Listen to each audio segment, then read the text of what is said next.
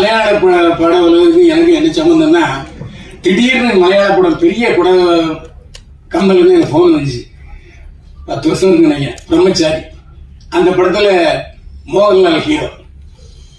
அந்த படத்துல நான் போய் நடிச்சேன்.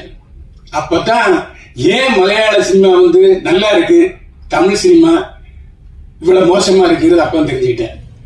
அந்த படத்துல ஹீரோயின் வந்து மீனா. அப்புறம் அபய் சின்மி படத்துல நடிச்சேன். அபய் சின்மி படத்துல நடிக்கும்போது 7 பேர் அவங்க கூட வருவாங்க. எத்தனை பேர்? 7 பேர். ஆனா மலையாள படத்துல 2 பேர் தான் வந்தாங்க. இது மீனா 2 பேர் தான் வந்தாங்க. அதே மாதிரி ஒரே சாப்பாடுங்க. மோகன்லால் என்ன சாப்பிட்டாரோ அதே சாப்பாடு எல்லாருக்கும் பரிமாறப்பட்டது. அதே மாதிரி கேரமெல்லாம் கிடையாது.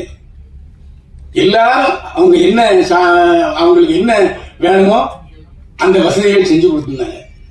அதே மாதிரி இன்னைக்கு நிறைய பேருக்கு தெரியாது, பத்திரிகைக்காரங்களுக்கு சினிமாக்காரங்களுக்கு தெரியணும். இன்றைக்கு மதுரை, திருநெல்வேலி, தூத்துக்குடி, நாகர்கோவில் பகுதிகளில் நடக்கிற தமிழ் படங்களில் பெப்சிக்காரங்களை கூப்பிடுறது இல்லை. மலையாள ஆர்டிஸ்ட், மலையாள டெக்னீஷியன்ஸ் தான் கூப்பிடுறாங்க.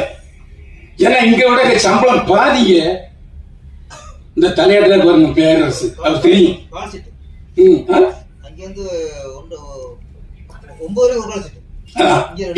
அது மட்டும் இல்ல, நீ கல்யாண மண்டபம் திறந்தீங்கன்னா தங்கிடுவாங்க. அப்படி இந்த துறை நம்ம வாழ வைக்குது. இந்த வாழ வைக்கிற துறையும் நம்ம வாழ வைக்கணுங்கிற எண்ணம் அவங்களுக்கு இருக்கு. அதை நீங்க முதல்ல புரிஞ்சுக்கணும். இங்க மாதிரி அங்க எங்கேயுமே வந்து ஸ்ட்ரைக்கே கிடையாது. ஆனா அம்மா ஸ்ட்ரைக் பண்றாங்க, அது ஒரு விஷயம். அதே மாதிரி நீட்டுன்னு ஒரு பிரச்சனை வந்துச்சு, அதை அப்படியே அமைக்கிட்டாங்க. பிரச்சனையே இல்லை. கோர்ட்ல யாரும் சாட்சியில் வரமாட்டேன்ட்டாங்க, போலீஸுக்கு வரமாட்டேன்ட்டாங்க. இங்க உள்ள தமிழ் பெரிய நடிகருடைய மனைவி, அவங்க பெரிய நிறுவனம் வச்சிருக்காங்க, அவங்களே வர முடியாட்டாங்க. ஏன்னா அந்த அளவுக்கு ஒற்றுமை. இந்த மீட்டு பிரச்சனையால மலையாள படம் உலகம் ஒழிஞ்சிடக்கூடாதுங்கிறதுக்காக எல்லாரும் சிரத்தை எடுத்து ஒரே முகமா ஒற்றுமையா செயல்பட்டாங்க. சரி, நம்ம தமிழ் படத்துக்கு வரும்.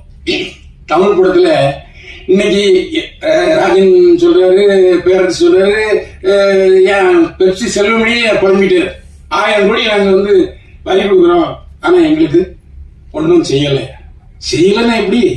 தட்டுங்கள் திறக்கப்படும், கேளுங்கள் கொடுக்கப்படும், அதுதான் பால்கள் அம்மாவே கொடுப்பா. அந்த மாதிரி சூழ்நிலையில எப்படி புரட்சியாளர் எம்ஜிஆர் வருஷத்துக்கு 3 மாசம் தமிழ் படம் போடுன்னு சொன்னாரோ, அதே மாதிரி தமிழில் பெயர் வைத்தால் வரி விலக்கு, வரியே கிடையாது என்று டாக்டர் கலைஞர் சொன்னாரோ, அந்த மாதிரி இந்த அரசு